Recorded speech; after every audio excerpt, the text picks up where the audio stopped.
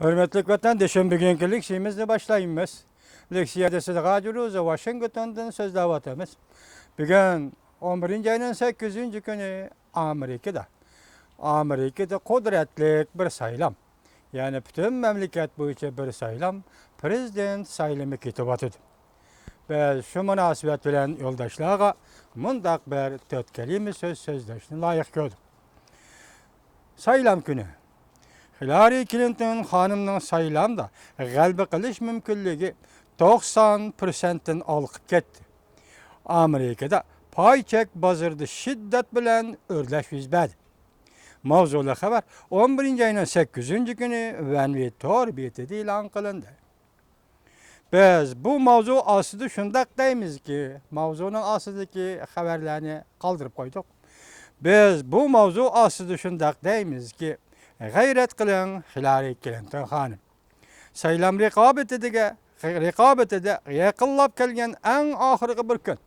Saylam raqobatiga yaqinlab kelgan, saylamda g'albiga yaqinlab kelgan eng oxirgi bir kun. Eng oxirgi bir qadam. Bu bir yil g'ayrat qildingiz. Oqsirog'i kirish Amerika Qo'shma Shtatlariga prezident bo'lish yo'lida ko'p ajr qildingiz. Salmoqliq, eg'ir besiq, temkin bo'lib, saylam raqobatida kurash qildingiz. Biz sizga g'alaba tilaymiz. Biz sizga muvaffaqiyat tilaymiz. Mushu obrazingiz va mushu g'ayratingiz bilan prezident bo'lib saylanib, Oqsaroyga kirishingizni qarshi olamiz. Uyg'ur xalq sizni qutluklaymiz. Yaşasın Amerika. Biz bugün saylam kunida Hillary Clinton xonimni qo'llaymiz, qo'llashimizga mana shunday qilib keldi. Endilikda rasmiy xabarimiz götümüz.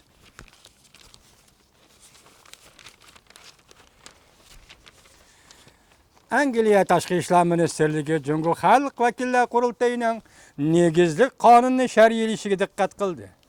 Mavzuli xabar 11 ayning 8 kuni Amerika ovozining Xitoy tili programmasida e'lon qilindi. Xitoy tili programmasi e'lon qilindi. Xabar mundaq boshlandi.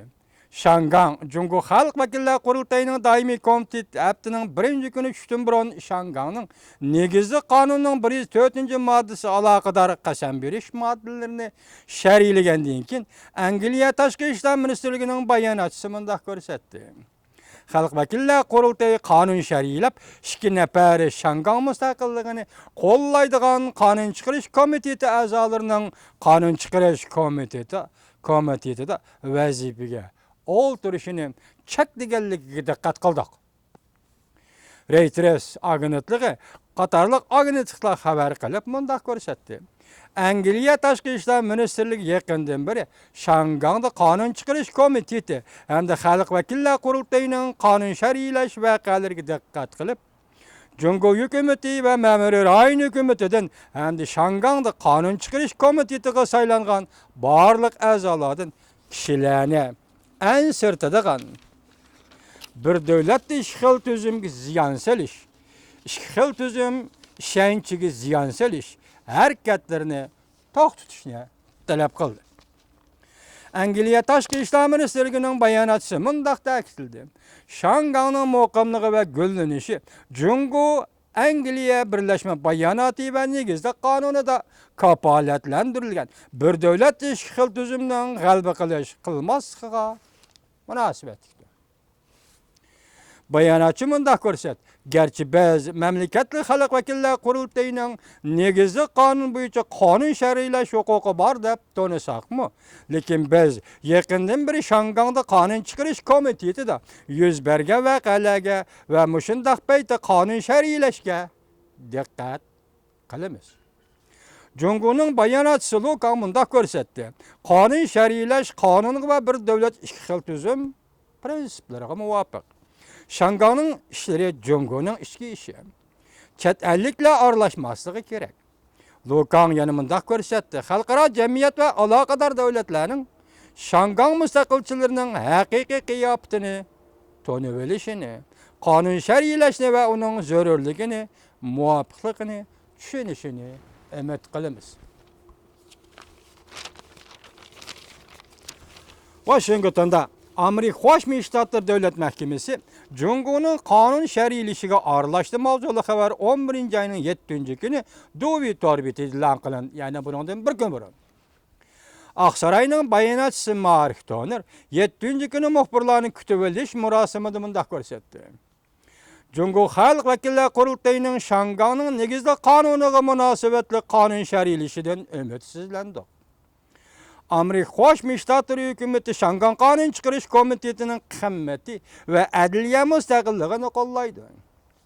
Bu bir davlatda ikki xil tuzum ramkasi ichida Shangan alohida ma'mur rayonining o'zini o'zi boshqarishida eng muhim ikki omil deb qaraymiz. Biz Beijing va Shanganning hamda barliq qonun chiqarish komiteti a'zolarining o'zini tutib olishini umid qilamiz. Ziddiyatlarni kaskurlashtirib, bir davlat ikki xil tuzum prinsipining asoslarini ojizlashtirmasligi kerak.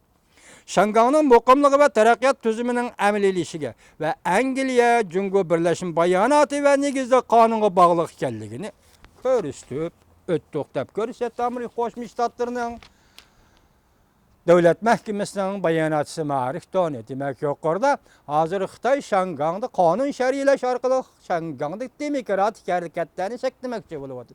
Mustaqillik talab qilamdi, qilmamdi bu demokratik faoliyat va demokratik inqilob va demokratik siyosatning bir mazmuni. O shuning huquqli. Shunga Xitoyning qonun shar'iylashini da'vo qilib o'tirg'i chiqayotgan shundaq bir paytda Angliya Tashqi ishlar ministrligining bayonot e'lon qilishi, Amerika Qo'shma Shtatlari Davlat Mahkamasining bayonot e'lon qilishi demak voqeaning oddiy voqea emas, balki jiddiy bir siyosiy voqea ekanligini isbotlab berdi.